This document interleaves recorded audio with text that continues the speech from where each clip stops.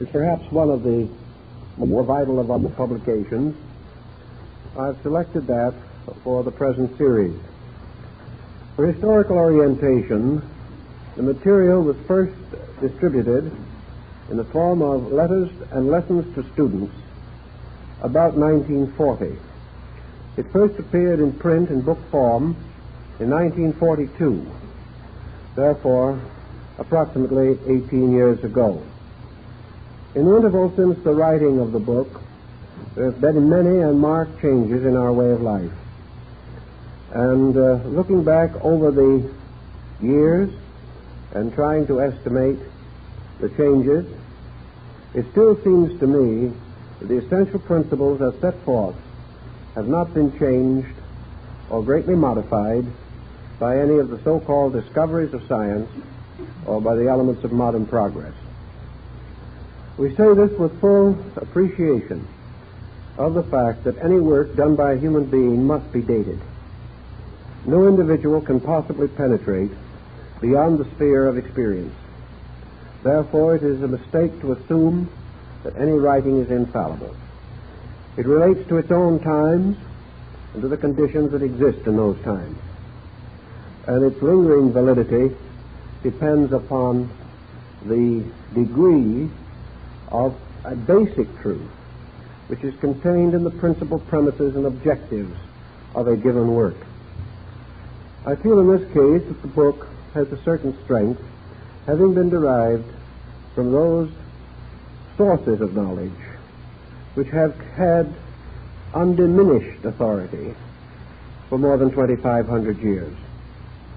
We may outgrow many things, but we have not yet and will not outgrow the need for virtue, the need to develop integrities, or the pressing requirement for individual security in troubled times.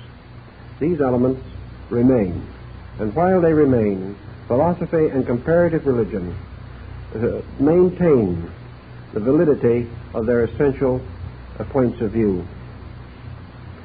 The purpose of the book, very largely, was to meet what I believed at that time to be a basic need. There has always been, in the West, a group of persons seriously desiring to advance consciousness through some form of organized program of study and discipline.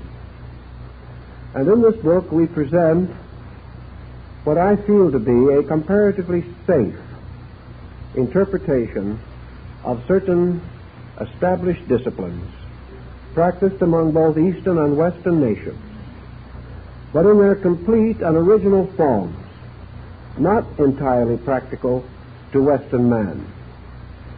The human being must work against the reference frame of the conditions in which he finds himself.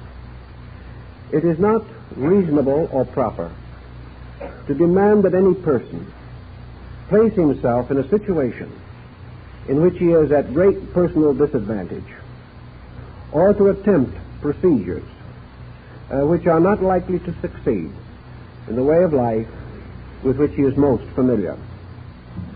Our text, therefore, is concerned with a kind of yoga, a modification of East Indian philosophy, strengthened and directed through the contributions of other Eastern schools and brought into Western focus by means of Platonism, Neoplatonism, and Gnosticism.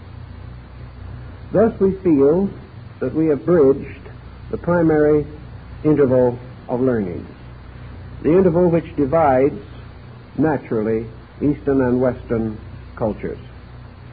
Eastern culture is essentially subjective. Western culture essentially objective. This may not always remain the truth. There is a continual process in nature which tends to lead to an alternation of polarities among living things. It is therefore quite conceivable that in the course of time Eastern civilization will become highly objective, and that Western culture may in turn become more distinctly subjective. But modern man, living in our present century and under the pressure of contemporary problems, still remains in the West essentially objective. When in doubt, he takes a rather aggressive point of view. He may very likely strike out against circumstances with all the vitality and libido at his command. He is going to fight his way, work his way, struggle his way, or even talk his way through the various problems that arise. He therefore uses a tremendous amount of objective energy and has come to conclude that expenditure of energy is the essential ingredient in progress. There may be some doubt as to this. Certainly there is some grave question as to whether the individual can fight his way from ignorance to wisdom. This point of view, then, leads us to the need for Eastern subjective balance of thinking. The individual must be taught that the search for truth is not a competitive quest for success as we know such a questing in Western life. The search for improvement is a very much more subjective thing, and in order to succeed at all, it must be undertaken with a right kind of attitude.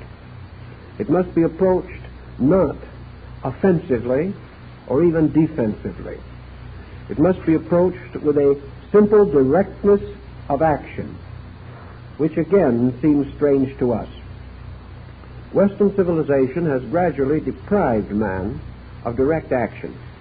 He may deny this, but actually he is continually conditioned, and whenever he feels the impulse to act in a direct manner, he begins also to sense reactionary cautions arising in his own temperament, warnings that direct action may lead to loss of social adjustment. In this book, therefore, we have attempted certain basic principles of yoga, but we have tried to also defend the student against the dangers of yoga for Western man. We have tried to point out, for example, that the scientific aspect of self-development is not as yet suited to us.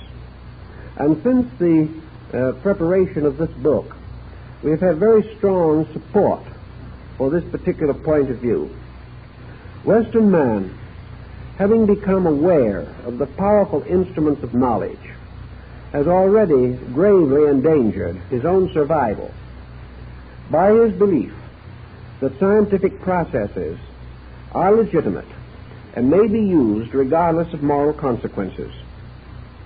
The same thing that could happen and did happen in society in releasing upon us the dangers of what we now call the atomic age is a good symbol of what might occur within us if we rely entirely upon a scientific approach to the attainment of self-mastery. Theoretically, the West would like to approach the problem of man with complete scientific thoroughness. Actually, however, science without certain value controls, without certain background of culture, can be, and usually is, extremely dangerous. In the East, where yoga or Zen or Taoism are prevalent beliefs, we have a culture that has been conditioned for ages, a long ways unfamiliar to us. In the first place, the great body of Eastern mankind has been unaware of what we term success and only slightly aware of what we call progress. Eastern man has not sought the expansion of a way of life as we have in the West. Also, from the earliest experience of Oriental history, Oriental culture, the religious factors have been vitally dominant. Eastern man has built his entire way of life upon a compliance with a pattern of universal principles.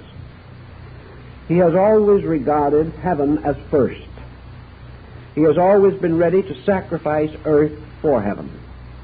He has always been ready to sacrifice wealth for interior contemplation. He has been quick to renounce this world for the other.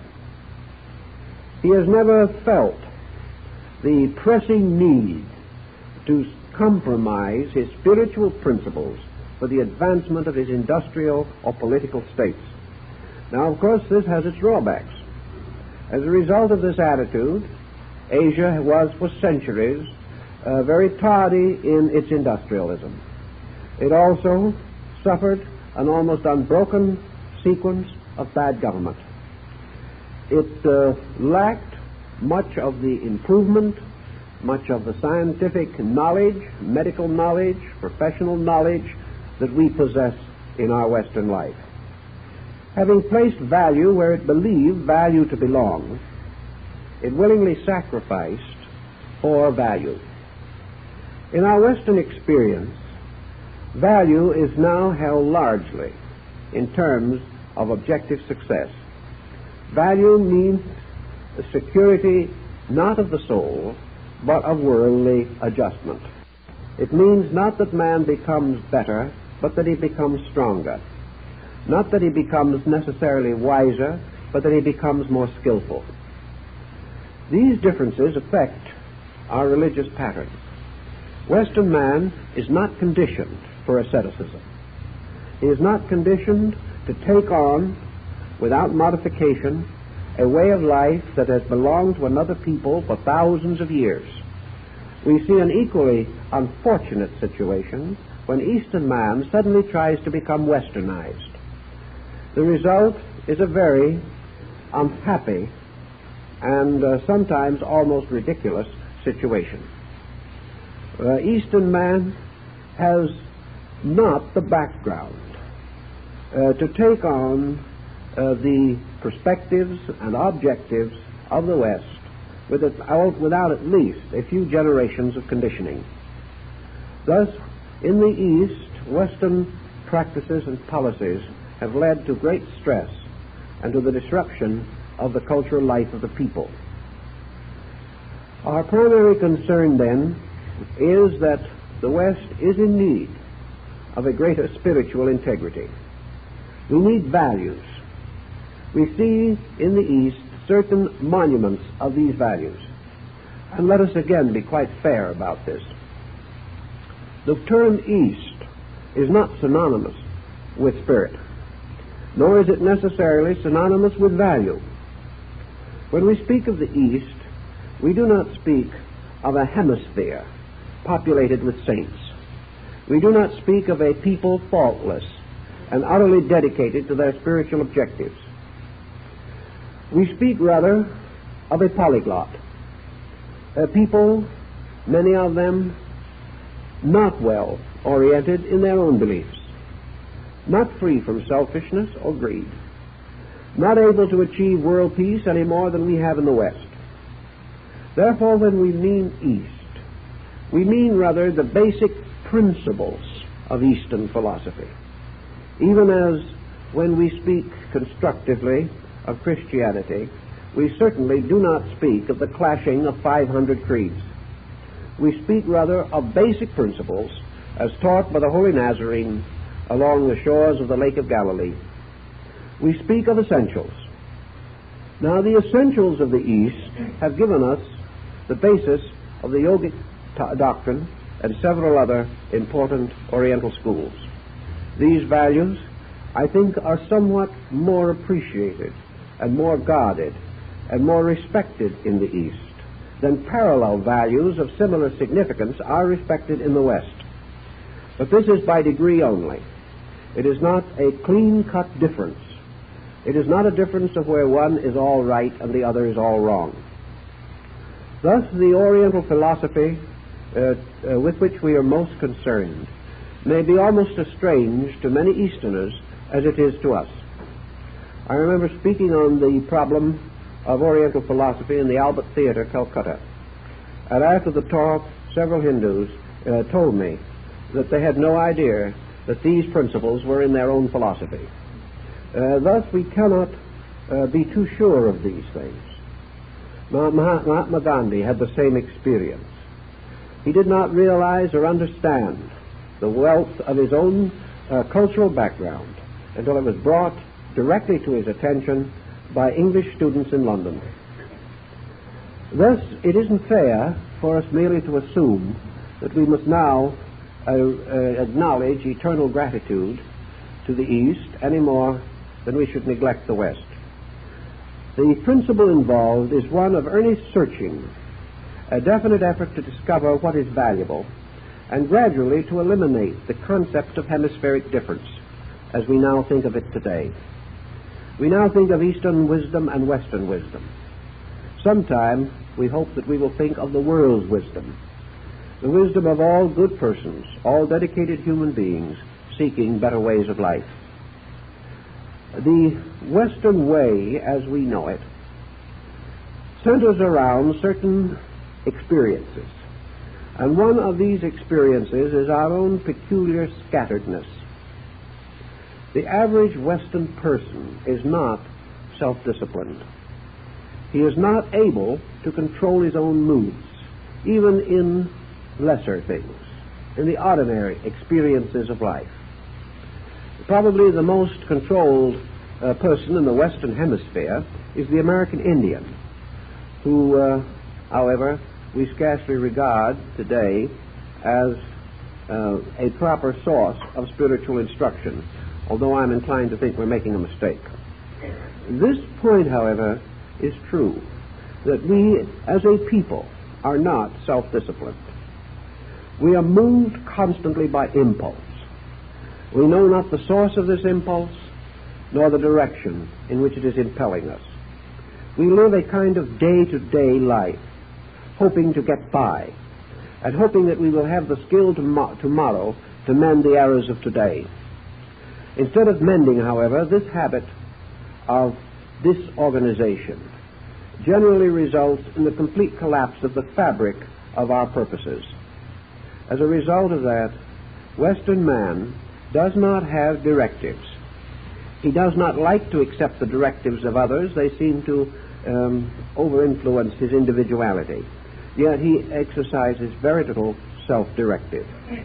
Therefore, we have thought of this book of Self-Unfoldment in terms of an introduction to self-directiveness, the means by which we will gradually and naturally come to a stronger power to direct and control ourselves.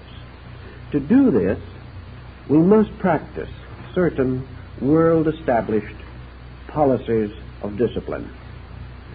Discipline is not an Eastern word, essentially. It is as commonly found among the Greeks. It is simply a term to indicate that the individual has taken hold of his own life, that he is not permitting the various instincts which constitute his personality to have sovereignty over the total pattern of his life purpose. He is learning, or must learn through discipline, that it is not necessary to have a bad disposition, that it is not necessary to be jealous. It is not necessary to hate people. It is not necessary to be selfish or self-centered or arrogant. It is not necessary to be afraid, nor to be a worrier, nor to be a gossip. These excesses which sort of sweep over us and take control of us, so that St. Paul says, when we would do good, evil is ever nigh unto us. This situation is not necessary. It is foolish and unreasonable to assume that man, the noblest creature that we know, has no way in which to polarize his own nobility, that he has been given faculties and powers beyond those of any other creature visible to us in nature. These faculties and powers are not only sufficient to enable him to exist, they are sufficient to enable him to live well. Now, many people when confronted with this problem of self-discipline, simply go to pieces. They are unable to handle the basic elements of resisting an impulse which may arise within themselves. Why, possibly, has Asia a little better skill in this particular direction? Perhaps it is because Asiatic peoples have never enjoyed the security that Western man has known.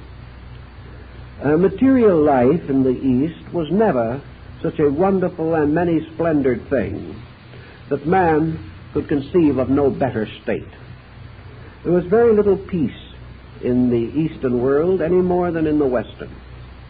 The Eastern individual had to adjust himself to pressures which have generally relaxed among our people. He had to face changes, real and sometimes desperate. He had to depend more upon himself than upon the security of his culture. He never seems to have developed this attitude of blaming his politicians for what was wrong with him. He has never sensed that other people could give him a good world. He took the world with a strange, almost animal-like simplicity. This is the way it was. This is the way it is. And in this world as it is, each individual must do his best. Now, we take the world somewhat as it is. In fact, we're getting a little fatalistic about it at the moment. But it has never really come home to us that we do not need to be victims of the world, that it is not necessary for us to go along miserably day after day complaining about everything and feeling that our complaints are justified and our situation is hopeless, simply because we are unable to control the conduct of 1/2 or 3/4 billion other human beings. Eastern man never had that attitude. It has never occurred to him that his happiness was dependent upon good government, or that his security was dependent upon high wages and organized labor. These things might be nice. They might give him, perhaps, in the end, the same attitude we have, but he never got that far. He was never in a position to worry about what he had the way we do. His major worry was about what he did not have. Today, we are the victims of our possessions. And in this philosophy, we have come to regard our material state as being so important that its mistakes are fatal, even as its advantages are beneficial. So we live in a world of powerful extremes which pull us back and forth, and a world in which there seems to be a legitimate reason why everyone should be unhappy.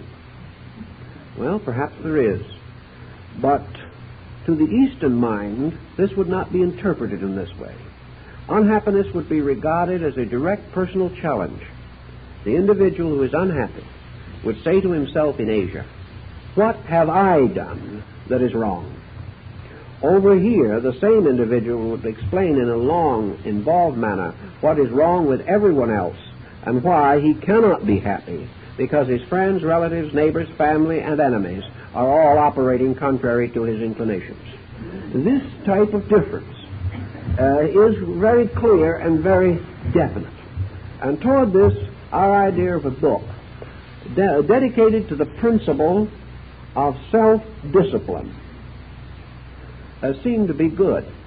Now, if we were in Asia working on the problem of self-discipline, it would be comparatively simple. A guru would say to his disciples, "Sit there for 5 years and don't move till I tell you to," and he would be there for 5 years. In this country, it would seem a very difficult situation, because who will pay the taxes? Also, if in the East a disciple was told to practice a certain attitude for 5 years or 10 years, he would do so without question. Today, we will do nothing without question in the West. And much of our questioning is in the simple and solid hope that we are going to be able to question our way out of any effort on our own part, that we want to explain why anything we do not like is wrong. Anything we do not want to do is unnecessary. If we tried to follow, therefore, all of these eastern paths of mystical growth, we would probably end in a very antisocial situation. We would be forced to make decisions primarily unreasonable and unfair to other people. Here's another strong situation that has to be faced. In the Orient, particularly where philosophic principles dominate, families are united in these principles. All members of the family have the same basic belief and the same basic acceptance of value. If, for example, a householder in India should decide to take upon himself the holy life and go out to become a recluse in the mountains, there would be no question as to the importance and the rightness of his doing so. His family and friends, his children, would beg him to do that which he believed to be right. Here such an action would be regarded as little better than an evasion of family responsibility. The question would arise, who will support who? This question does not arise where all members of the family regard the holy life as the most important and distinguished of all things. One way or another, the family would unite its resources and carry on. There would never be a question about this. It would not be an eccentric thing. It would not be an evasion, it would be an acceptance. And it would be held firmly and strongly that those left behind and thrown upon heavier responsibilities would be themselves most fortunate, inasmuch as their own opportunity to grow through adjustment would be increased or enlarged. Thus it would seem that in the West such a pattern would certainly not be acceptable. Nor is it acceptable for an individual who has established a way of life in the West to attempt to advance his own spiritual destiny with total disregard for those around him. There may be evidence in the dialogues of Buddha that the individual so doing has performed a virtue, but in the West it would not be a virtue.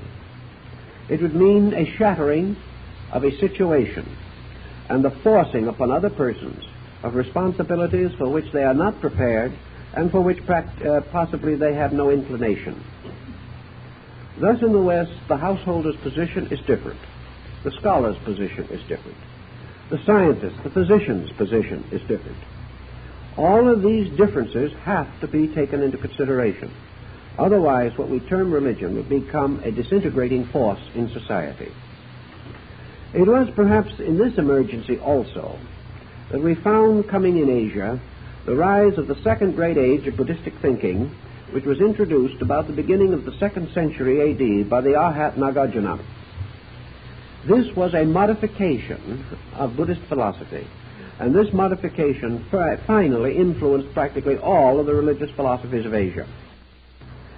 It was the modification of the individual growing without excessive attitude or action, growing and unfolding without violent renunciations, growing and unfolding by working through the places he occupies, rather than attempting to shift the pattern of life.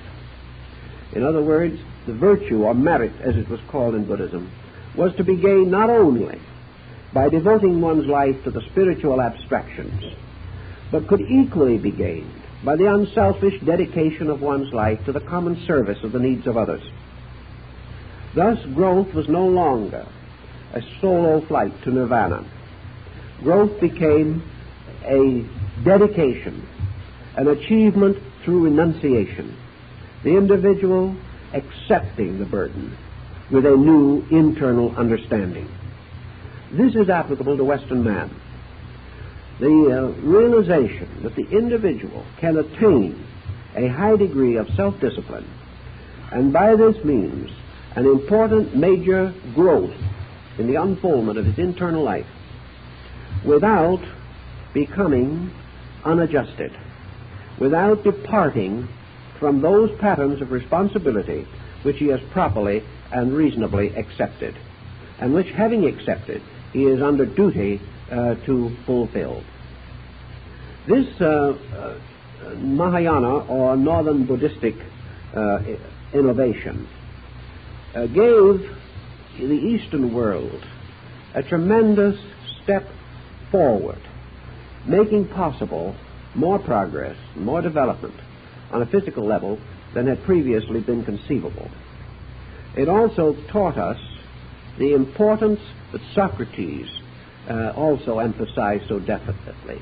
He was asked once where the best place to study was, and he answered immediately, the place where you are. Here is the place of learning. Here is the situation which invites to discipline. Here are all the inducements of growth. Here is the important but complicated schoolroom through which we are supposed to learn all those lessons necessary for the integration of our inner lives. This, in a sense, makes more reason than perhaps our modern psychological attitude. For our psychological attitude has just a little of Brahmanism in it. In psychology today, the individual struggling for normalcy breaks all patterns, or many patterns, in the effort to regain his own integration. If a situation is bad, break it up, walk out of it, leave it behind. The Western physician is not at all sure that Western man is strong enough to work out a problem. More likely, he must walk out of the problem. Also in psychological thinking, the effort to achieve integration becomes a selfish project in a great many cases. It must be attained at the expense of something or someone. Eastern philosophy, particularly the Mahayana, indicates that growth is a personal thing, but it is the kind of a personal thing which, if properly administered, will never result in loss or pain to another person. That like spiritual wealth, which can be accumulated without causing others to be poorer, true grace of spirit, true inward life, does not require the help of our neighbors or our friends, nor does it mean that we should withhold any normal or reasonable help from them, or to advance our ways in conflict with their convictions about what is right. These processes are so quietly and internally firm that the individual can grow without hurting others. This point was of perhaps a little more consequence in 1940 than it is to many people of today, because many of you who will remember those years remember the extravagant efforts that were being made by religious groups in the United States to attempt a condition of spirituality. The search for truth was almost fanatical. The individual pressed on regardless of his own capacities or his own abilities, and totally ignoring his own debilities. To him, truth was a mysterious something that lay just beyond his reach, something he must struggle for. And he also had an optimism that somewhere someone would tell him about it, particularly at a reasonable remuneration. Thus, the schools and groups sprang up. I remember one group that had as its immediate goal the full and complete understanding of the Absolute. This was not thought of in terms of growth. It was thought of in terms of a trick of the mind, an attitude by means of which suddenly all ignorance was dispelled. This group did very well in its own way. Of course, no one ever achieved the promised end, but the average person didn't know whether he'd achieved it or not, as he had no comprehension of either the finite or the infinite. But in the terms of the competitive spirituality of the day, this particular group immediately developed a split within itself, and a second group came into existence out of this one, proceeding further under the glowing title, The Absolute Absolute. This went on to infinity ad nauseum. There was no end to it. No one ever got there, but everyone was quite certain that some extraordinary state was available to them simply because they were citizens of the Western Hemisphere or had sufficient money in their bank account. This situation has somewhat cleared, but every once in a while we see a sad case of reaction. Actually, we still are a little optimistic, but many years of disillusionment has tempered our hopes. We are beginning to sense that whatever this thing is that man needs, this inner truth that he requires, is not going to be quickly attained. It is something that he must labor for, and his growth will be measured in the terms of the intelligent discipline with which he directs his own life. Now, discipline may itself need a moment of definition. Discipline is an action or a controlling by the will. It is the individual asserting value over impulse. The individual perhaps depends upon his conscience to determine that which shall be the directive of his discipline. But whenever a person, in the presence of that which is not right, strongly resolves to cling to the right, he has exercised a measure of self-discipline. The fullness of this discipline, of course, depends upon his understanding of right.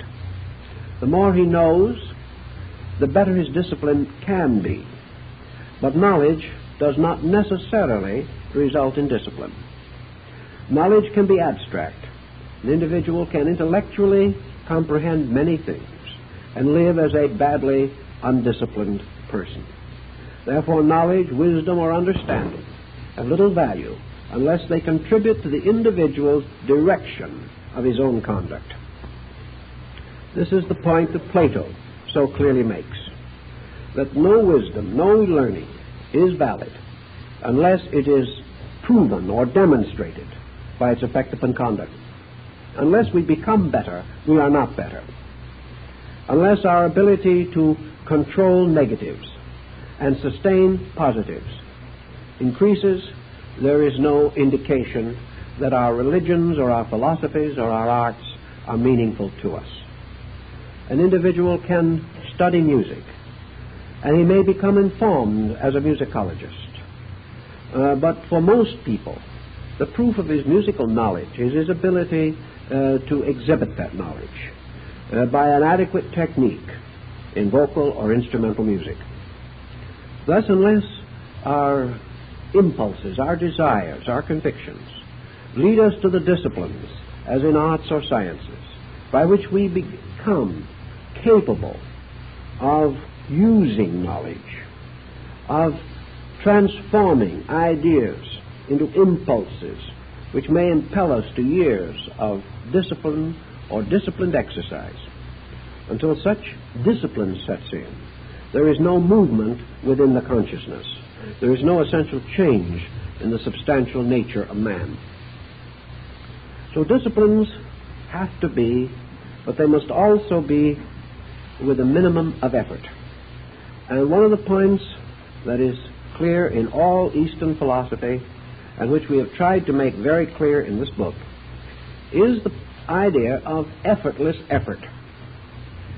Western man measures effort actually in terms of ergs of energy. If he is violently active, he is busy. Whether he is doing anything or not is not important. We seem to feel that if we see a man straining to the last ounce of his strength, that this individual is really giving everything he has.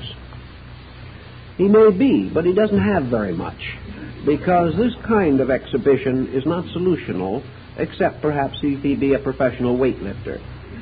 Outside of this, there is not much to be gained. Effortless effort is the Eastern way of approaching this tremendous sense of difficulty with which we have always surrounded the concept of growth. The moment we speak of growth or of discipline or of philosophical development, we sort of sense a long, gray-bearded schoolmaster with a willow switch in one hand, demanding that we produce our lessons and have them right, and punishing us for the slightest misdemeanor. In other words, discipline reminds us of school, and the moment we get out of school, we do not wish to be reminded of it again. So discipline has become a bad word. It has become almost as nasty a word as philosophy. It seems to represent hard work with very little profit. It suggests the kind of individual who is willing to dedicate his life to non-profitable enterprises, and therefore may die a little better but much poorer, which is considered to be a very serious disaster. In the East, the whole theory of discipline lies in the fact that no energy is required. The reason why we have to use energy in discipline at the present time is because the will, the energy factor, is itself divided. We are giving more will energy to our desire than we are to the impulse to control that desire.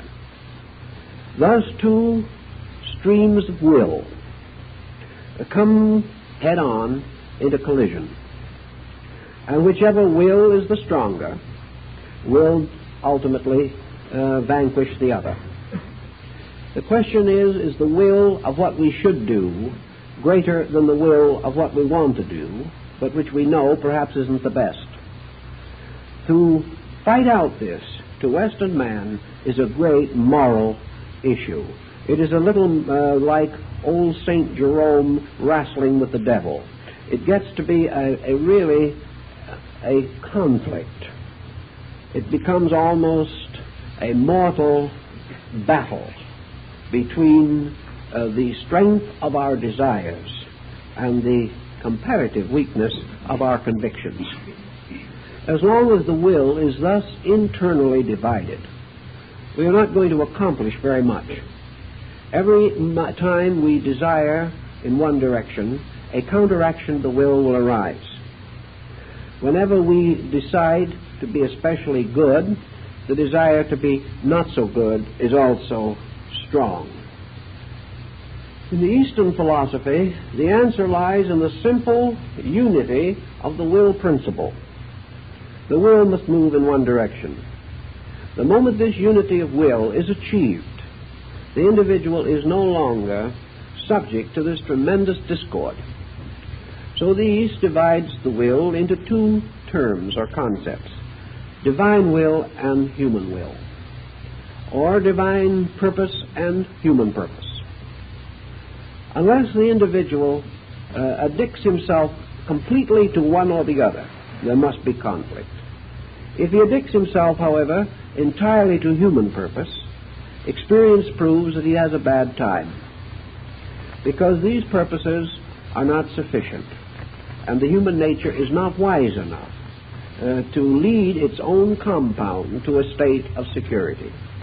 Thus, the sacrifice of control usually leads to excess. On the other hand, the higher will nature of man depends for its power and authority upon philosophy, upon wisdom, upon an internal conviction about reality. The moment conviction becomes stronger than doubt, the power of the will is no longer in conflict with itself. Thus, in the Eastern concept of discipline, there is really no effort at all. It is merely a gradual education of what man wants to do. And when he wants to do that which is next and necessary, he does it without stress or effort. The only reason why we have trouble in growing is because there is something in us that does not want to grow. And that something is either selfishness or laziness. And opposed by this static, we have to use more dynamic than is necessary or proper to almost any project. And as we go through the book, some of these points were made clear. This, I think, represents the basic argument of the book, namely that there is not only the possibility of discipline, the need for it, that it is rewarded by a certain extension of inner ability. that the disciplined person, having fulfilled certain simple laws and rules of conduct, finds an internal available, becomes more and more aware of the basic realities within himself. And from these basic realities, he gains a continually increasing and enlarging power toward the final achievement of his own integration. And he does this in a simple and direct manner, without any obvious symbolism, without any violent, tempestuous struggles, and very far from the Western concept that man must be forever locked in a deadly war with sin.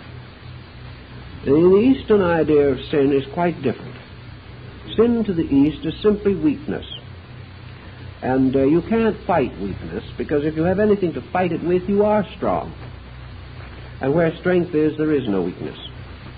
The only reason why weakness wins is because no strength is exercised.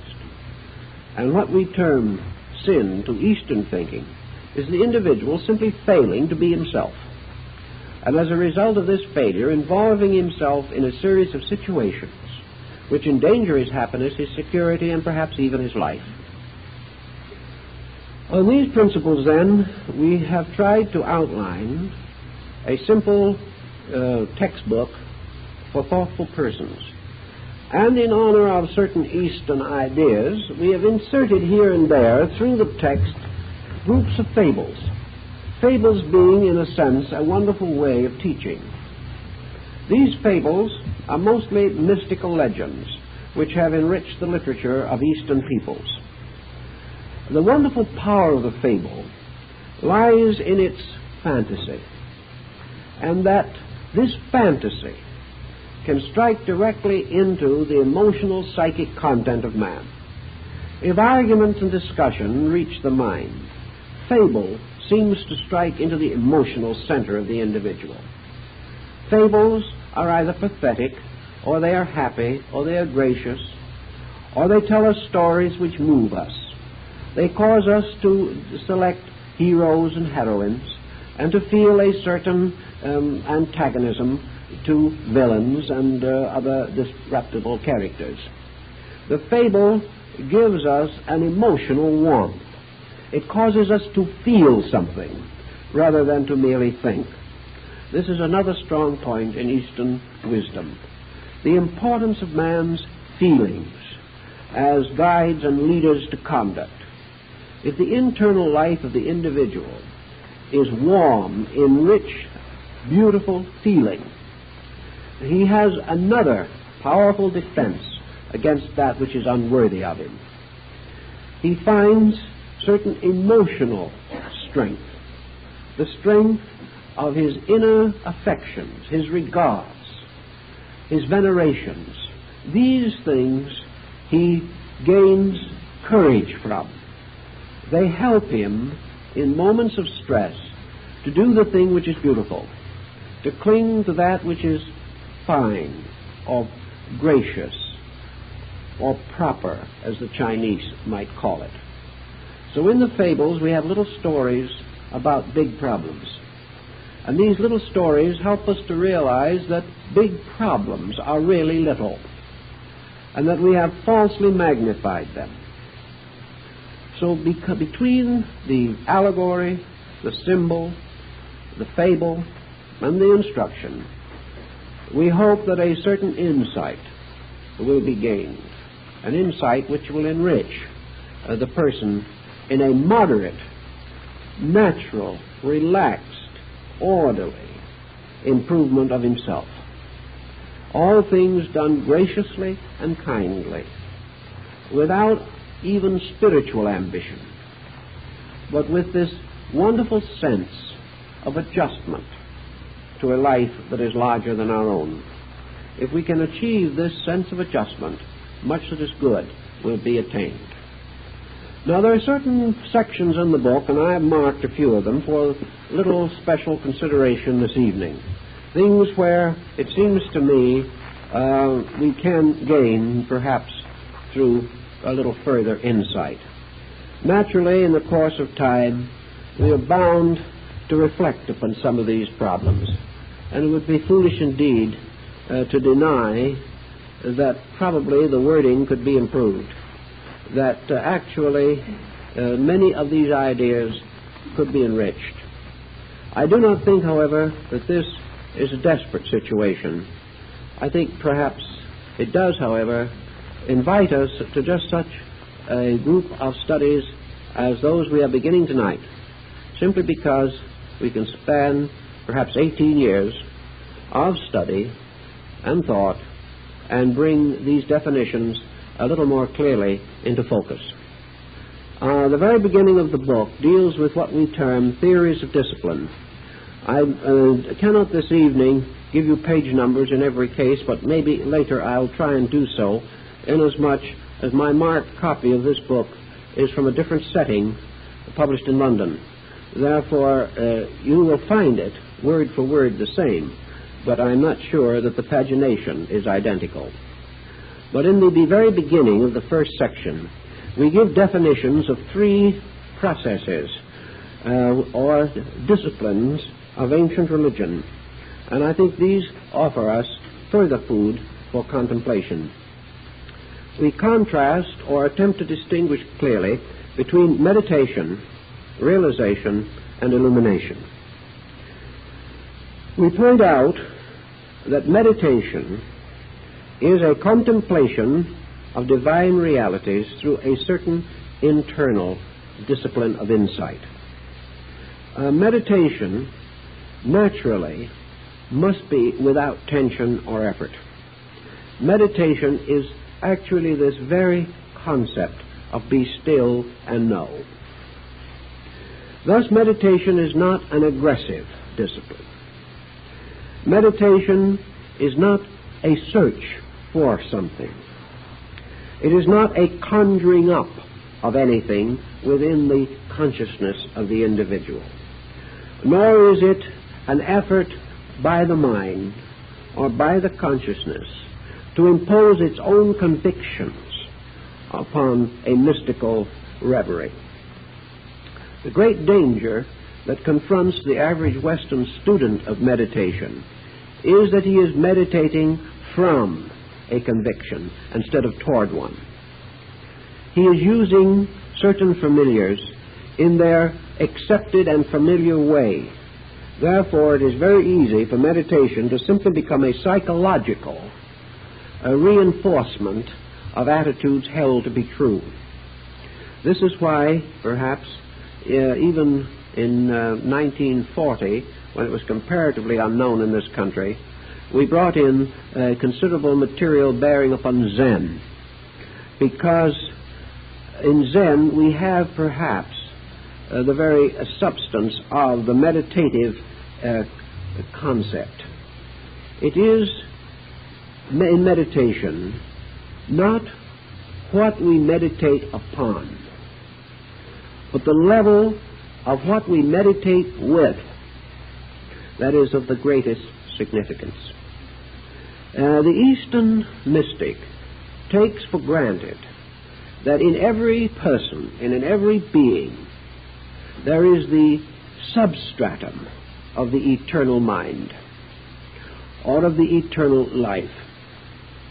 This has its own nature. To meditate, therefore, upon the nature of being is much as though we were looking out upon a great sunset from a mountain or across a great scene stretching out like perhaps one of the beautiful paintings of the Chinese Taoist mystics. Meditation is man's becoming capable of acceptance, is becoming capable of so reducing the human equation in his own nature that he becomes aware of the divine equation. Theoretically, in meditation, if the person can completely eliminate himself, he will then become completely reality conscious. This is a little difficult, perhaps, for Western people to think about, And I've heard people wonder whether they could safely afford to eliminate themselves. Their friends thought they could, but the individual himself was not quite so certain. Actually, I don't believe that we need to be too fearful about this discipline developing over rapidly. I don't think there is any danger of the individual wiping himself off as a chalk mark on a wet slate. Actually, all of these achievements are highly relative. Buddha, however, pointed out that even the smallest step in the direction of reality is accompanied by a certain enlargement of reality. As we approach it, it seems to approach us. And somewhere in this mutual approachness of things, we come finally to an identity. By meditation, therefore, by degrees, we eliminate error. We become quiet. The purpose, the discipline leading to meditation is the one of controlled relaxation.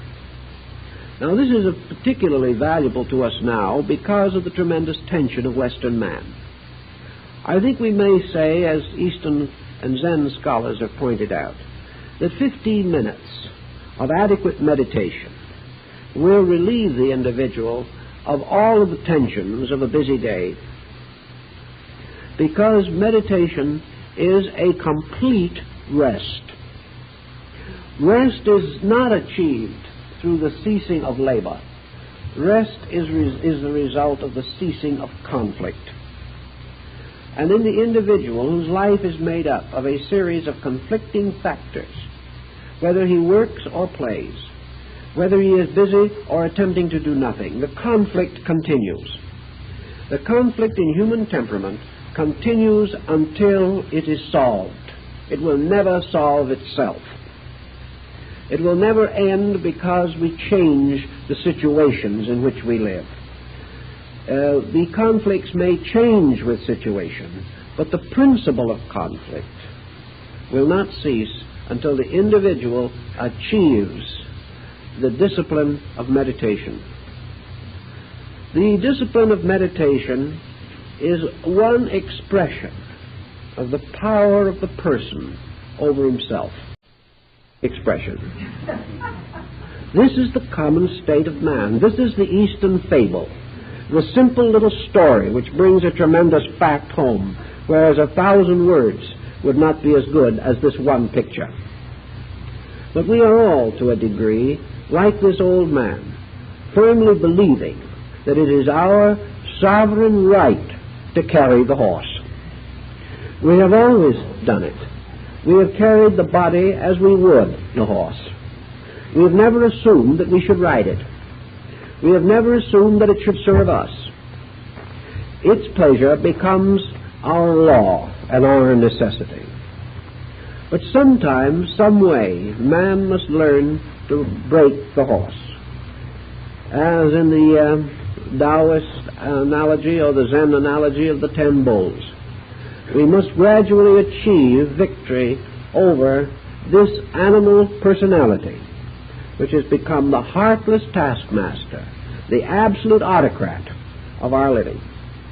If, however, we finally can break the horse by one real and strenuous effort, we then come into a close camaraderie with the horse, and the well-trained horse is perhaps happier and more fortunate than in any other condition. Its friendship for the man who has mastered it becomes real and enduring. And yet, when it was broken, it fought for its liberty with everything that it had. In the same way, the human being, coming into a rational relationship with body, does not destroy body, but enriches it, gives it purpose, gives it fulfillment, gives it wisdom and care that the body will never have, while the body alone attempts to dictate its own future. So man, in meditation, is, so to say, in the Zen allegory, learning to ride his own horse. He is learning the simple relationships between consciousness and body. And he is finally learning that these relationships can be pleasant, that they can be better, more happy, and that every factor involved is improved as a result of this achievement. But whereas breaking the horse is a symbol of a very violent action, the Zen discipline is violent only in terms of how we would think it to be. We can't imagine any exertion greater than self-control. And we assume that we must gather ourselves up and become dragon slayers in order to overcome our own temperaments. Thus the achievement seems incredible. But actually, in meditation, we find it extremely simple. It is quite simple to let go. In fact, we let go every night when we go to sleep. And if we do not let go, we have a bad night.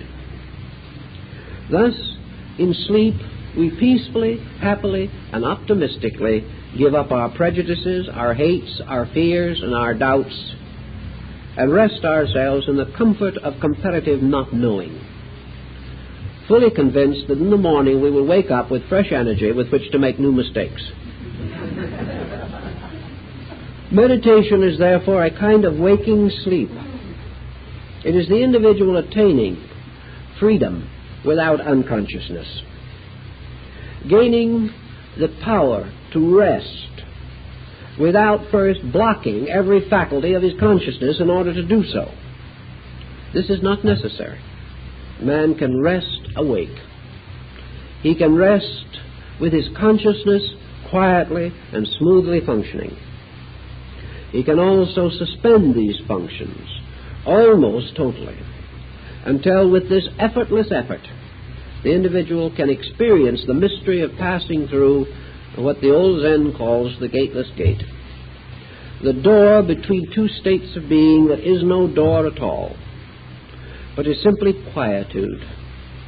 For in the quietude the individual experiences this understanding, this inner mystery of meditation. And as the Lord walked in the garden in the cool of the evening, so in the quiet coolness of the collected light, man becomes aware. He is not even dogmatically interested in what he becomes aware of. He is not demanding awareness of this belief or proof for that idea. In meditation, he is simply accepting. He is permitting the infinite to move in its own infinite way. And this is a very wonderful experience. Now, some people make their mistakes, as this book points out, in trying to meditate morning, noon, and night. This is not the purpose of the discipline. The purpose of this discipline is that the individual shall have interludes, perhaps very brief interludes which become a dynamic kind of prayer. We do not necessarily feel that we must pray from morning till night, because we know in our better philosophy that our own conduct, hour by hour, is a continual living prayer, if it is right. But for a few moments, 5-10 minutes a day, we seek this re-identification with the essential fact.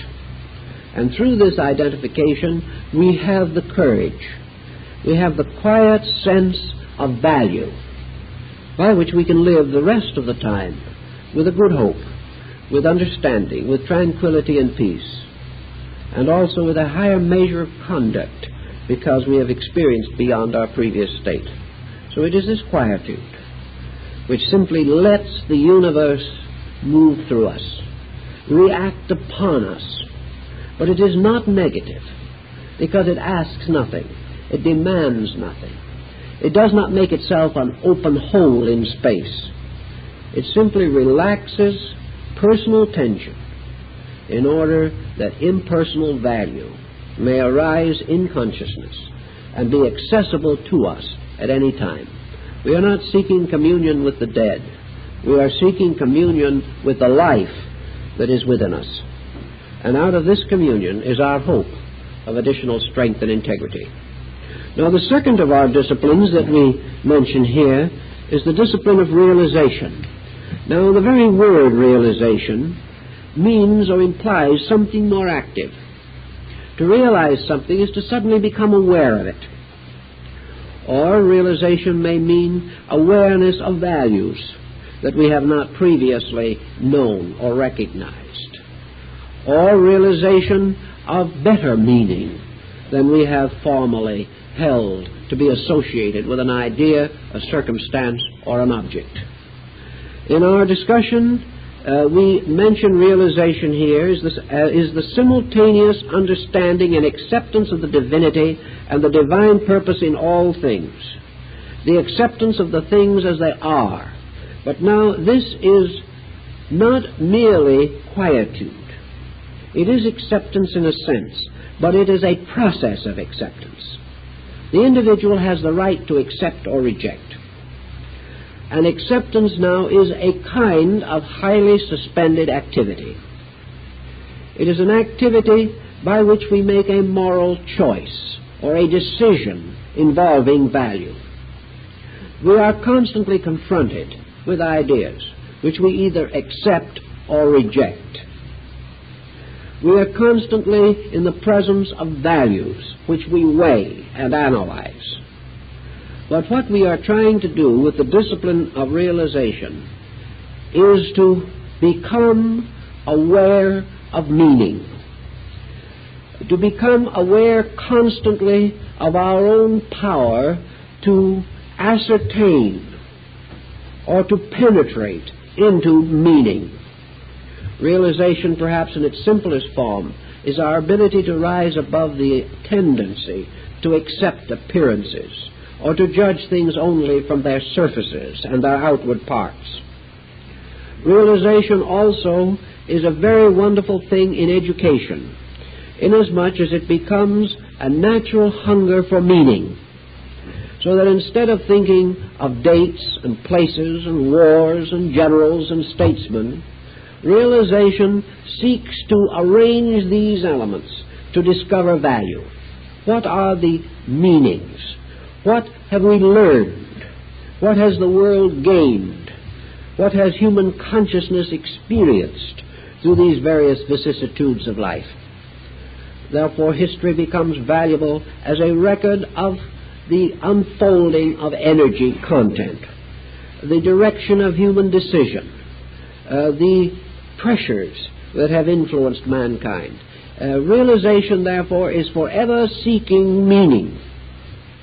Thus, this exercise can be somewhat more broadly diversified and applied at other times. Realization should become an automatic, ever-present help in time of trouble. Realization is the remedy for superficial reaction to circumstance. Realization causes also things that seemingly are only annoyances or interruptions or trivialities to suddenly indicate meaning. And realization, of course, has a tendency to reduce our tendency to condemn, to criticize, to reject. It ends this highly Aristotelian polarization of so and not so. It causes us to be more patient, more considerate, and to search under action for its motives, for its lesson for us. The end of realization, therefore, as a technique, may be that we survey all existence and ask ourselves the simple question, what does this mean to me? How will it help me to grow? And how will it help me to become a better servant of the need of mankind, a better parent, a better husband, a better friend? How will it help me to guard against the intrusion of false opinion, by which I may be deceived or deceive others, and thus open my way to the most serious and unhappy consequences? Realization deepens. It also takes the edge off of unreasonable action. The more we realize, the less dogmatic we are, the less aggressive we are. Therefore, many people in the West feel that this is a poor exercise. inasmuch as it takes away the sharpness of our own willingness to live and die for what we think. But unfortunately, up to now, we have only died for what we think. And the living part has not been especially favorable. So in this realization, then, we seek value, and the ultimate realization is, of course, the realization of the immanence of a divine plan, that all things that appear and manifest themselves exist only because they have a root in an eternal reality. Therefore, in some way, by their manifestation, by their expression, they reveal something of that which we can know. Science accepts certain measure of this in its doctrine of definitions, by which we come to know things by what they do. And if we are able to use the realization principle accurately, phenomena in all its forms reveals its own noumenal source. And when we see something, we become aware of the processes behind it, rather than the mere object itself. Realization, then, is the experiencing through of the illusion of appearances, and the subtle, instinctive questioning and questing of the realities which lie beneath all things as they seem to be. Thus we are really using certain faculties of our own. We are not simply depending. We are questing. And realization is a rather suspended but motivated, constant searching for the divine in the universe. And if we have this mood, not aggressively, we're not out seeking God every minute. We are not seeking God in the sense of a being or a person at all. We are seeking the God principle as it is manifested through the God working, not only in our friend but in our enemy, not only in the people we like but the people we have never known. It helps us, therefore, to have a better orientation. And realization is this constantly sustained, natural inquiry after truth. And if we can develop it, it will do us a great deal of good. Illumination is the third subject of definition here.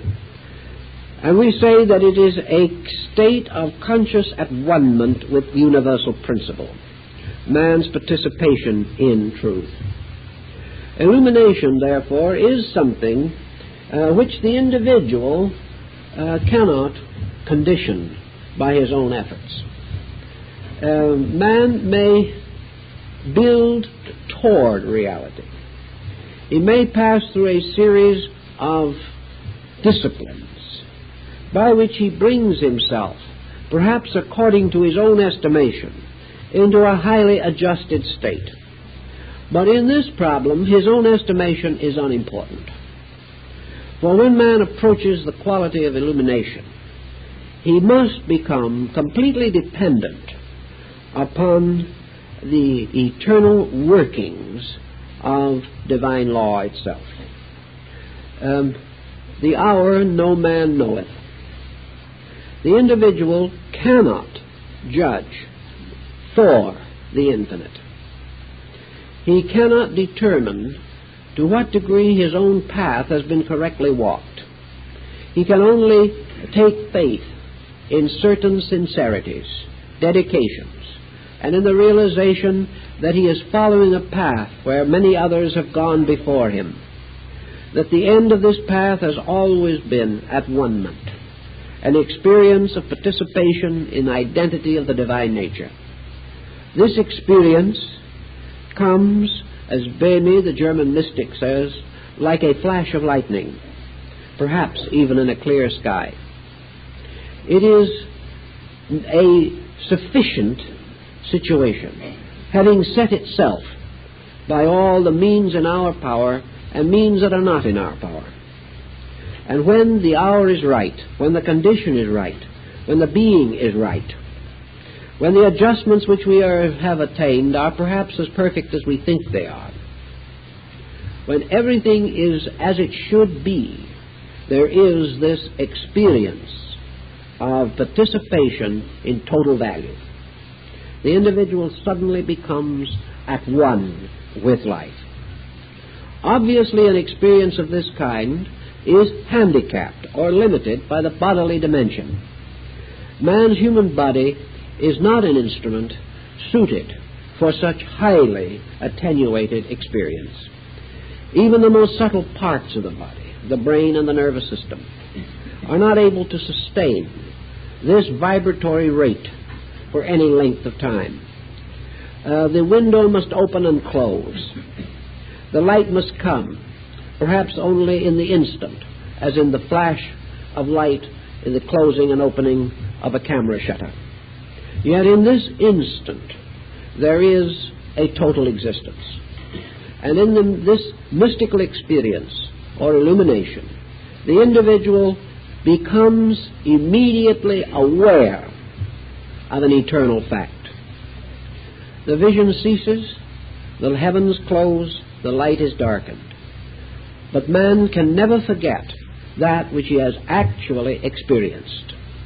All report and testimony can be ignored, but that which is experienced, it is inevitably fixed in consciousness. Thus illumination, as Plotinus tells us, may be granted to a person only once in a lifetime, or perhaps not in this lifetime at all. Yet in its own readiness and in its own time, it becomes the final proof of the validity of discipline. It becomes the end toward which all discipline leads, namely a total state of being capable of bearing the conscious experience of truth. This total state may be consumed in a few instants. We cannot sustain it.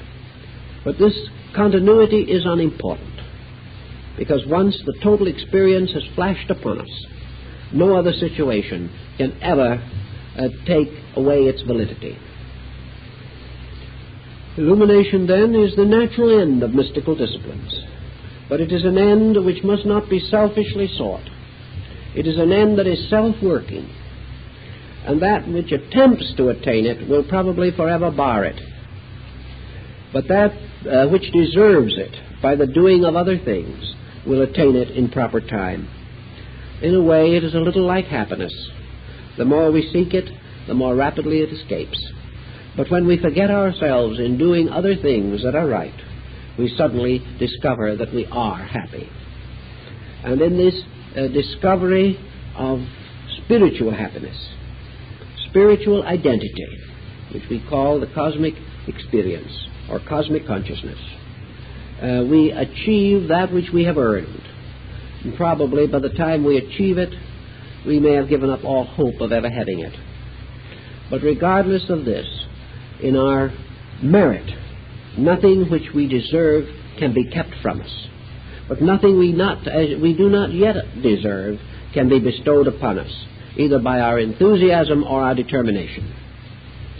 All of these disciplines, therefore, have a common factor of relaxation, a common factor of acceptances, and a common dedication to the great spiritual truth that it is not our will, but the will of heaven that must be accomplished. Otherwise, nothing is accomplished. On another page of the work, in this first chapter also, there is a discussion of the problem of loneliness. We have an idea that the individual who starts out to be spiritual is gradually going to end up friendless. We also have a feeling that spirituality is going to have a terrible cost, that we must pay for being good by giving up everything we like, that some way the way to God is a way of continuous sacrifice. Western man has made a fetish out of sacrifice. He has made it seem as though our eternal salvation in the world to come is dependent upon our continuing misery in this sphere. Such an attitude is obviously ridiculous, but it is still very strongly impressive. It gives us the concept that we must serve God by being miserable. Nature does not tell us this. Examples of life in other spheres of experience will not sustain such a concept. We cannot say that a flower is miserable because it grows, or a bird can only sing if it is tortured. These things are not true. Growth and life and unfoldment are the natural things of nature. Certainly all growth has certain growing pains. These pains are pains of adjustment. But it is not growth per se that must lead to misery. It is man's interpretation of growth. It is a traditional point of view that has been built into his subconscious until he believes that through self-sacrifice, misery, resignation to disaster, he is really developing a godly nature. Actually, loneliness, or the sense of aloneness in our search for greater experience of truth, is due to certain deficiencies in ourselves. Actually, we are alone if our allegiances are divided. The individual who wants a condition which he has partly outgrown, but also wants a better condition which he has not yet attained, can be on the horns of a dilemma. Mostly we find the so-called unhappiness attendant upon efforts to improve simply due to wrong method. The individual has forgotten that growth is a reasonable process. He is trying too hard. He is trying to be too critical of his own conduct. He is making himself do things he does not really want to do. Or he is half-heartedly dedicated to some nobler concept of life. This type of situation is quite prevalent among organizations in which the membership, derived from many sources, may be united in a common purpose, but the individuals making up the memberships have different degrees of growth and allegiance. And in trying to keep the rules of their fraternity, they become utterly unadjusted and miserable, because these rules are not really for them at this particular time. The person who finds that growth is making him uncomfortable is simply not ready for that kind of growth, or else he is under wrong instruction. What he must realize is that growth is not the spearheading of a single virtue. It is not the individual trying very hard to attain some one thing and leaving the rest of his nature utterly uncultured. That is why we make such an emphasis here, perhaps more than some people think is necessary, of the importance of cultural growth along with other endeavors. The person who tries to be overwhelmingly good, moving desperately to what he believes to be a spiritual state, will usually be in trouble. He's in trouble because he has no supporting instruments. He wants to be very, very good, and yet most of his appetites are still bound to another kind of life. Now, he is not a sinner because he has these older attachments. He is simply uncomfortable because he has not adequately outgrown them. He is trying to cast them off without ever having actually transmuted them in his own conduct. So if we find that we're getting antisocial, if we can't get along with people, and one of the most common complaints that comes to me on this is typical of it, namely that it's more and more difficult, as one person and 100 more like them have pointed out to me, it's so difficult for the spiritual person to get along in this horrible materialistic atmosphere. People are just not suitable for friends. They don't have the same lofty instincts. They don't have the same spiritual interests. And this goes on and on and on until we can soon understand why the individual is totally alone. No one wants to hear this any longer. This is not true spirituality and never can be. It was pointed out to us in the New Testament that Jesus lived in the homes and ate and worked with the sinner and the unregenerate. It isn't necessary for the individual to feel that he's alone in the world simply because he has achieved a certain sense of smug internal spiritual achievement, and is therefore a little better clay, or perhaps not clay, but a little better psychic integration than those around him. This is foolish. It will naturally make us very uncomfortable because it is nothing but metaphysical snobbery at best. The simple fact is that realization will teach us, as Emerson learned in a very simple manner, that there isn't a human being in the world who cannot teach us something. We don't outgrow other people. What we must outgrow is our own tendency to try to put them on levels of consciousness beneath our own. Work with them, understand them, share their interests, and you may discover that they will bring into focus neglected phases of your own experience. And the real level of our understanding we meet not merely upon the level of this desperate effort to be spiritual. We meet upon the common, natural effort to be better. Therefore, cultural achievement is very important. As we love music, as we love art, as we express our refinements through appreciation for the good in others, for their achievements, we can go and we can listen to the small child who play the scales on the piano, and instead of being spiritually disconsolate because of the inharmonies, we can suddenly develop a tremendous spiritual regard. We can begin to estimate the difficulties, the struggle of this child, and we're with them every minute.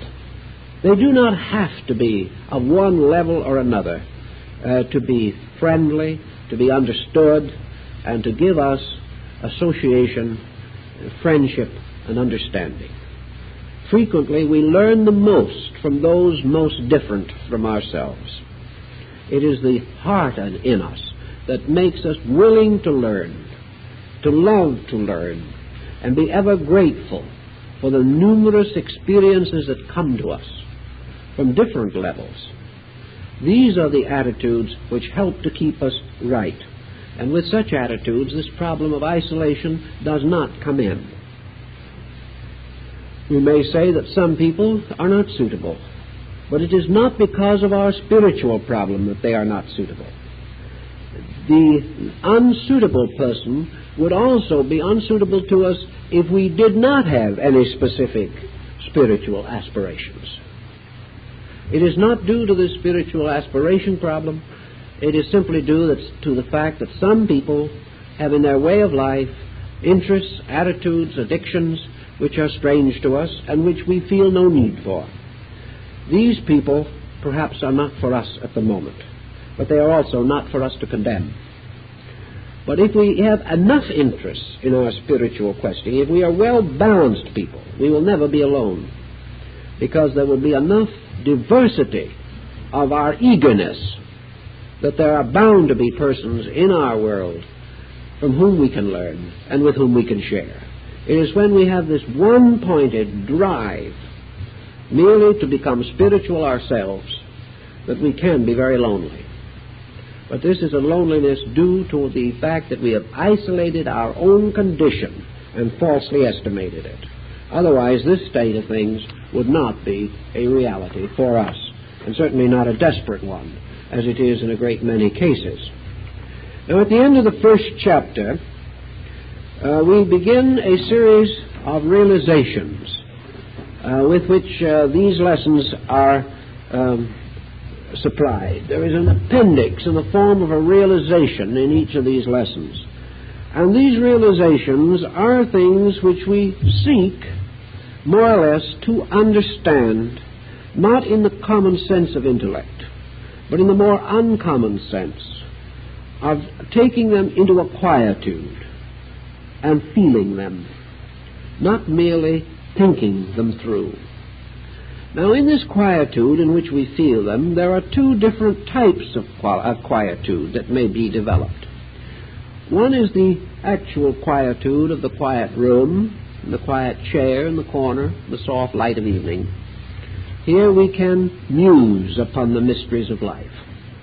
There is also the kind of quietude that comes perhaps in a more busy association, a quietude in which an all-pervading silence is not available. This is a quietude of the suspension of decisions, the suspension of attitudes, and the effort to experience in a more congested area, perhaps on the streetcar or the bus going home, or waiting in an office, or almost anything, that we become aware of the interpenetration of worlds, that we become aware of the nearness of that value which we've always regarded as more or less distant.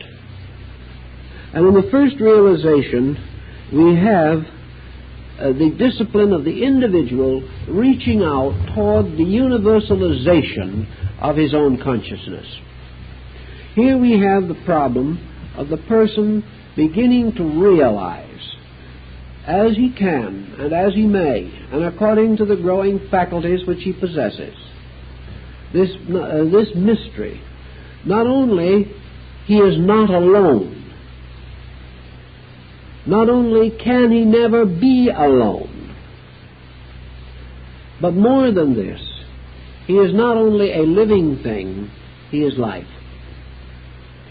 Actually, in the root of things, life is not similar or parallel, it is identical. And the search for universalization causes us to reach out into the common values of things. There is no fact, really, in our happiness. There is a fact only in happiness, which we may share with everything that lives, inasmuch as happiness is available to life.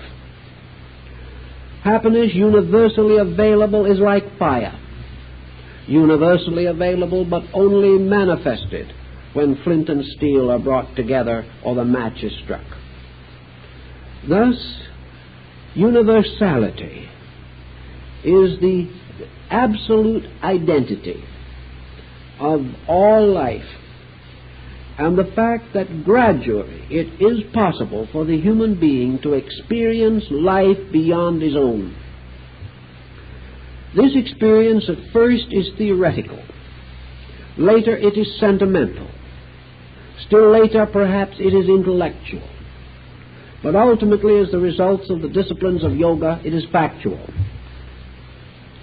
It is the gradual recognition that we are not friends, we are not brothers, we are not relatives, we are not strangers, we are not foes, we are one being.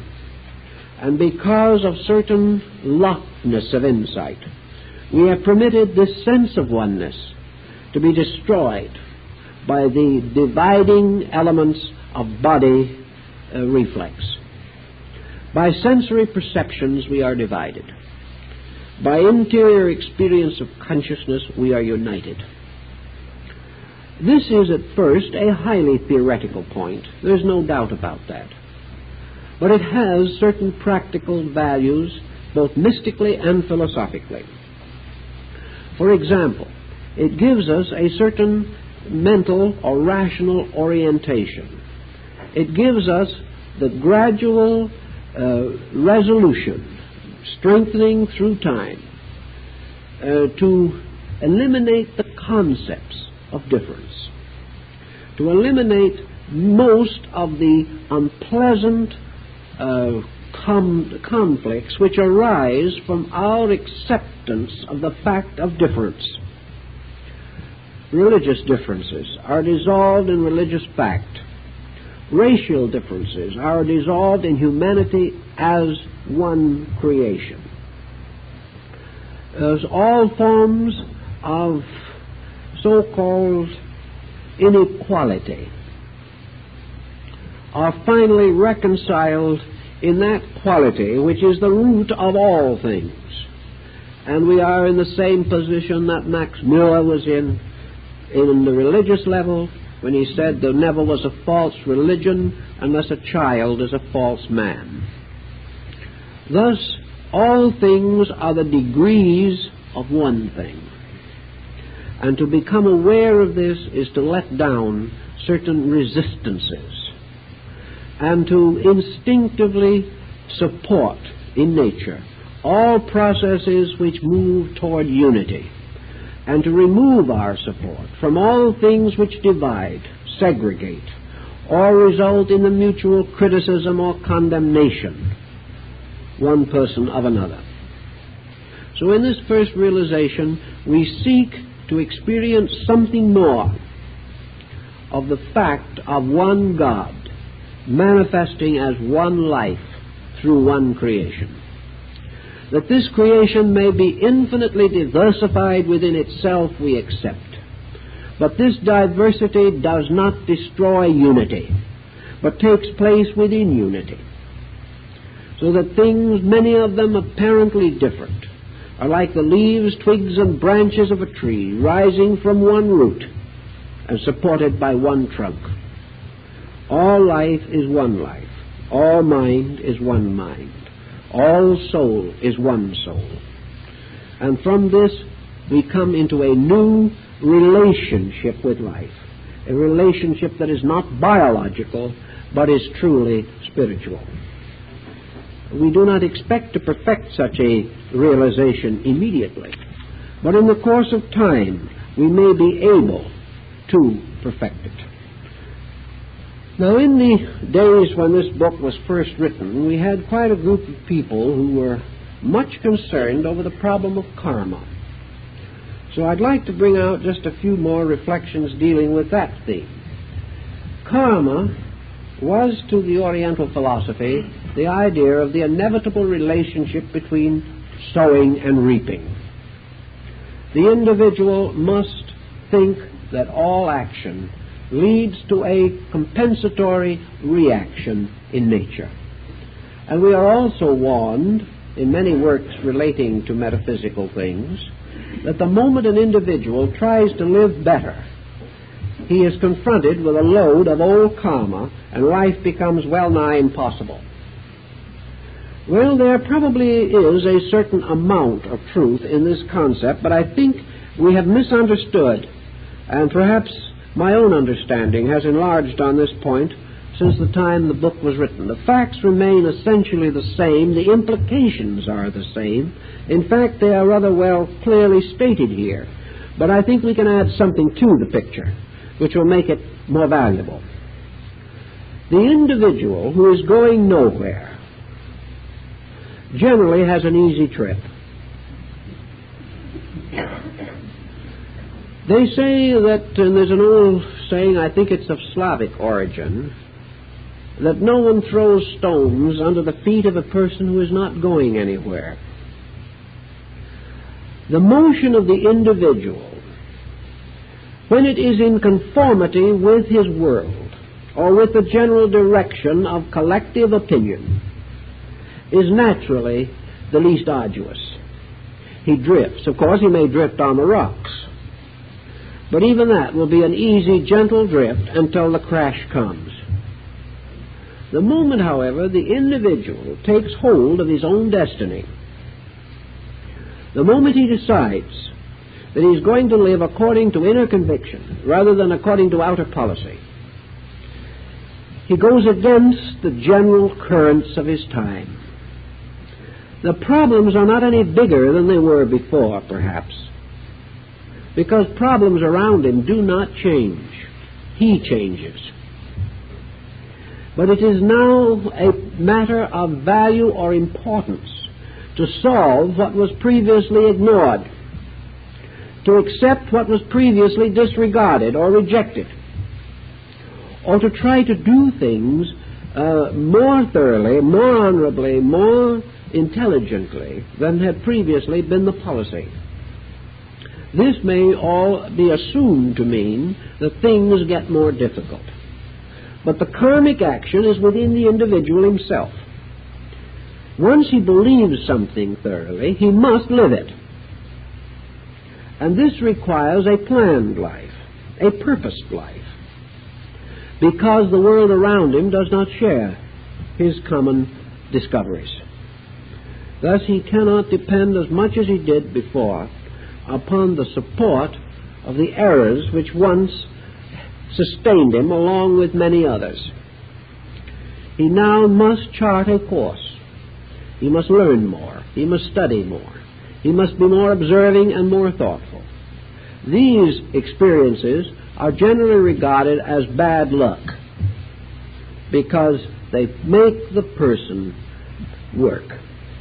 They make him feel and accept the responsibilities of his conduct more completely than ever before. So the karma of growth is the fact that the individual who really is dedicated to principles has to live them. And what are the rewards of this? The rewards are far greater than the cost. Actually, there are no occasions in which spirituality, true spirituality, has ever come as a penalty. There is no case in which the person who is truly more and better can say that his improvement has gotten him into trouble. Well, what generally gets him into trouble is the opinion that he has improved, not supported by any adequate factual improvement, or the belief that the mere fact of growth is going to make it essential for him to be miserable. He can, of course, do a thorough job of it if he wants to. But actually, all true development brings with it a compensation of larger living, happier adjustment, deeper understanding. The individual would never sacrifice for one moment that which he has gained in order to regain the false values which he has lost. So the karma is simply very closely associated with the fact that the person who is following certain disciplines and has made certain conscious declarations of intent must live them. And if he lives them, he gains and grows and is happy. But if he half lives them and half objects to them, then I suspect he could have a rather difficult time. But it is not the fact that nature is punishing him for growing. It's the fact that growth is demanding more than word allegiance. It is demanding factual allegiance. Now there is in the third chapter here, there is a list of a method for grading, a self-analysis, by which we recommend that the person estimate his own nature. I like this thought. It came a little, perhaps, at a time when psychologists were few and far between, and the average individual was not of the opinion that he had to go under analysis to find out what was wrong with him. Unless he has really a serious psychic disturbance, and he may have, but unless it is a sincere and real one, he still does not need to go under analysis. Because until he loses his own internal sense of honesty as a result of tremendous psychic stress, he is still in the best condition of any living person to say what is wrong with him. He can say it, but he almost always only whispers it, because he knows, but he hopes that no one else will find out. That is why we recommended in the beginning with this list of questions that you carefully answer all the questions and then destroy the list. Because if you think other people are going to read it, you probably won't answer it quite as fairly. So we suggested here, through a series of questions divided into headings, that each person grade his own disposition. Find out what is right and what is wrong with himself. I'll interrupt you, but that doctor had to go to the hospital. There's 2 cars blocking up in the back. 2 cars are blocking a doctor? Yeah, in the back here. Here's when he's in the hospital. It's a Ford SPK652 and a green Civic AWL 222 and up in the back here. Well, if the friends who are blocking the car, the doctor has to get to the hospital, we better let him. It's possibly one of those, shall we say, maternity cases? And those will not wait. They are like times and tides. This list is rather obvious. The purpose is to grade the individual according to his own honest belief as to his own ability in these matters. And there are various ways in which the grading can be done. Perhaps one of the simplest is to assume that 10 as a unit constitutes full and complete the maturity or development of a faculty or power. Therefore, if you put 10, it means that as far as you know, you are perfect. This number would therefore be used very sparingly by the wise. Of course, you can always compromise and make 9.5 with a moment of befitting modesty. But if you are down to 5, it means you are half developed in that particular quality, or down to 1, that you are very poorly developed in that quality. Now, when you say, for instance, we take certain of these things, continuity, perseverance, thoroughness, tranquility, discrimination, and inclusiveness. Now, one friend has asked us what we mean by inclusiveness. The others seem to be rather clear, but that one seemed to be worrying them a little bit. Inclusiveness, in the sense that I intended it to be used here, signifies the experience of the power to bring things into patterns without leaving things out. You know the old poem, I drew a circle and left him out? I believe Markham was responsible for the poem.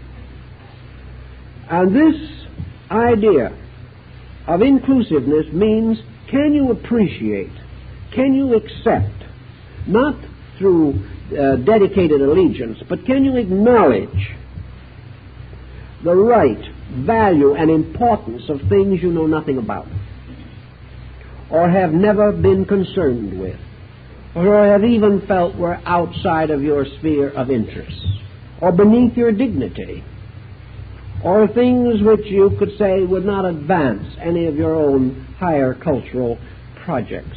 Inclusiveness means the ability to bring things together and to include everything, to sense, if not actually experience, the unities of knowledge, the unities of value, so that you will not be in the condition in which you will say, this line of activity is no good, that one is meaningless, this one is nothing but highly developed corruption. That gradually we take things in and find their total values. The more we can include, the more of God we can bring into focus in our own lives. For there is nothing that exists that is not part of the divine power. And anything that we leave out is something of deity left waiting outside the door. About the time of this particular problem, there was a considerable amount of agitation due to the coming of certain foreign teachers of other races and nationalities, and there were strong prejudices against these persons. And the answer to that is rather obvious, that at the time of the birth of Jesus, he was born of a despised people, considered as nothing and less than nothing, the least of the colonies of the Roman Empire, and a cause of nothing but dissension to Rome. He did not come of a great and fashionable party, but of a party left out. And anything that we leave out may in truth be the key to our own survival. So by inclusiveness, I mean this internal spiritual capacity to include everything, to find a place for everything. And if we cannot use it at the moment, to very gently and reverently just kind of keep it in suspension until such time as we may need it, but never to cast away any form of knowledge, understanding, or any aspect of life or nature, lest in so doing we cast away with it the very seed of truth. Then we have the emotional problems. And under that there are personal harmony and control of appetites, control of affections, and so on. You can read the list. But the 10th one, again, has caused a little question. Control of the tendency to venerate. This, I think, is important. In Eastern philosophy, the disciple has much more tendency to venerate his teacher than there is in the West. But the danger that lies in veneration is the gradual and subtle increase of temporal authority over spiritual fact. To venerate means, to most people, to add too much of holiness to that which is not in its manifesting state totally holy. To venerate too much is to open the consciousness to terrible disillusionments. When we put people up on pedestals, they fall off. It is good for us to know that the idea that Jesus taught is essentially true. No one is good but the Father. This is a very important thing. We may have kindly regards. We may have respect. We may feel a great obligation or gratitude. But it is a mistake to worship any living thing. And to venerate too highly is to violate the concept that thou shalt have no other gods before me. And there has been a lot of hero worship in religion which is not essentially good. It is worse for Western man than it is for Eastern man, because Western man, less critical, may venerate less wisely. And in our way of life, we do often overlook the human frailties of our associates, and in trying to enfold them in too much divinity, we make a very heavy burden for them and endanger ourselves.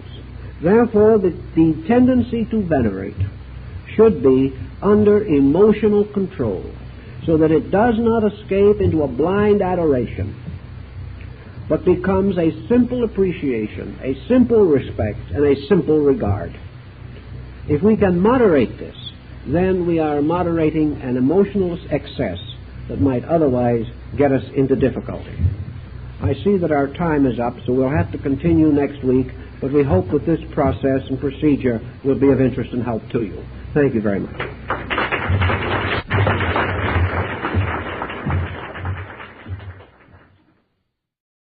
I've organized a program of study and discipline.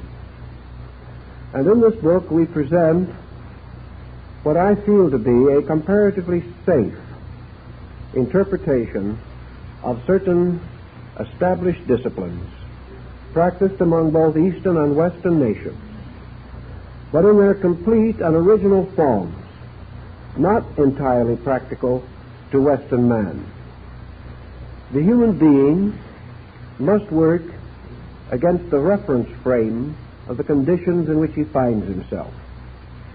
It is not reasonable or proper to demand that any person place himself in a situation in which he is at great personal disadvantage, or to attempt procedures which are not likely to succeed in the way of life with which he is most familiar.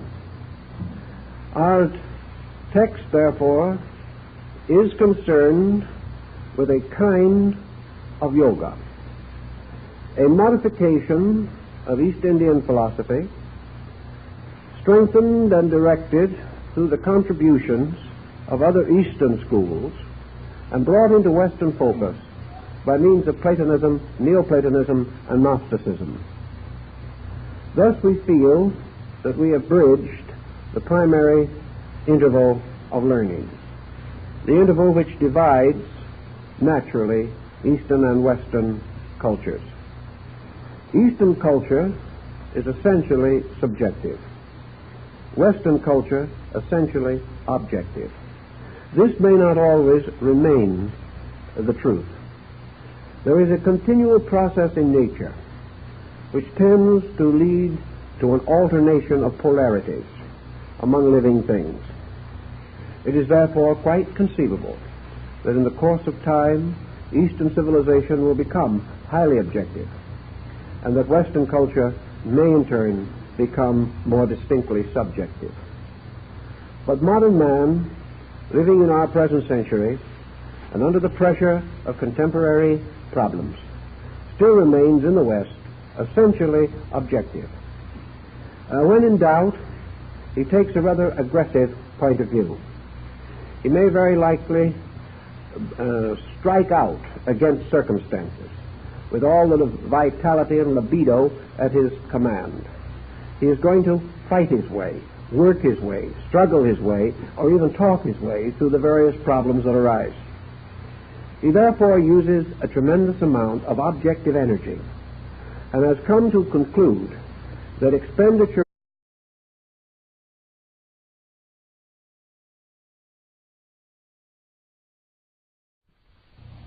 is perhaps one of the more vital of the publications. I've selected that for the present series. For historical orientation, the material was first distributed in the form of letters and lessons to students about 1940. It first appeared in print in book form in 1942, therefore approximately 18 years ago. In the interval since the writing of the book, there have been many and marked changes in our way of life. And looking back over the years and trying to estimate the changes, it still seems to me that the essential principles as set forth have not been changed or greatly modified by any of the so-called discoveries of science or by the elements of modern progress. We say this with full appreciation of the fact that any work done by a human being must be dated. No individual can possibly penetrate beyond the sphere of experience. Therefore, it is a mistake to assume that any writing is infallible. It relates to its own times and to the conditions that exist in those times. And its lingering validity depends upon the degree of a basic truth which is contained in the principal premises and objectives of a given work. I feel in this case that the book has a certain strength, having been derived from those sources of knowledge which have had undiminished authority for more than 2,500 years. We may outgrow many things, but we have not yet and will not outgrow the need for virtue, the need to develop integrities, or the pressing requirement for individual security in troubled times. These elements remain, and while they remain, philosophy and comparative religion maintain the validity of their essential points of view. The purpose of the book, very largely, was to meet what I believed at that time to be a basic need. There has always been, in the West, a group of persons seriously desiring to advance consciousness through some form, approach the problem of man with complete scientific thoroughness. Actually, however, science without certain value controls, without certain background of culture, can be, and usually is, extremely dangerous. In the East, where yoga or Zen or Taoism are prevalent beliefs, we have a culture that has been conditioned for ages, a long ways unfamiliar to us. In the first place, the great body of Eastern mankind has been unaware of what we term success and only slightly aware of what we call progress. Eastern man has not sought the expansion of a way of life as we have in the West. Also, from the earliest experience of Oriental history, Oriental culture, the religious factors have been vitally dominant. Eastern man has built his entire way of life upon a compliance with a pattern of universal principles. He has always regarded heaven as first. He has always been ready to sacrifice earth for heaven. He has always been ready to sacrifice wealth for interior contemplation. He has been quick to renounce this world for the other. He has never felt the pressing need to compromise his spiritual principles for the advancement of his industrial or political states. Now, of course, this has its drawbacks. As a result of this attitude, Asia was for centuries very tardy in its industrialism. It also suffered an almost unbroken sequence of bad government. It lacked much of the improvement, much of the scientific knowledge, medical knowledge, professional knowledge that we possess in our Western life. Having placed value where it believed value to belong, it willingly sacrificed for value. In our Western experience, value is now held largely in terms of objective success. Value means the security not of the soul, but of worldly adjustment. It means not that man becomes better, but that he becomes stronger. Not that he becomes necessarily wiser, but that he becomes more skillful. These differences affect our religious patterns. Western man is not conditioned for asceticism. He is not conditioned to take on, without modification, a way of life that has belonged to another people for thousands of years. We see an equally unfortunate situation when Eastern man suddenly tries to become Westernized. The result is a very unhappy and sometimes almost ridiculous situation. Eastern man has not the background to take on the perspectives and objectives of the West without at least a few generations of conditioning. Thus, in the East, Western practices and policies have led to great stress and to the disruption of the cultural life of the people. Our primary concern, then, is that the West is in need of a greater spiritual integrity. We need values. We see in the East certain monuments of these values. And let us again be quite fair about this. The term East is not synonymous with spirit, nor is it necessarily synonymous with value. When we speak of the East, we do not speak of a hemisphere populated with saints. We do not speak of a people faultless and utterly dedicated to their spiritual objectives. We speak rather of a polyglot, a people, many of them, not well oriented in their own beliefs, not free from selfishness or greed, not able to achieve world peace any more than we have in the West. Therefore, when we mean East, we mean rather the basic principles of Eastern philosophy, even as when we speak constructively of Christianity, we certainly do not speak of the clashing of 500 creeds. We speak rather of basic principles as taught by the Holy Nazarene along the shores of the Lake of Galilee. We speak of essentials. Now, the essentials of the East have given us the basis of the yogic doctrine and several other important Oriental schools. These values, I think, are somewhat more appreciated and more guarded and more respected in the East than parallel values of similar significance are respected in the West. But this is by nature of energy, is the essential ingredient in progress.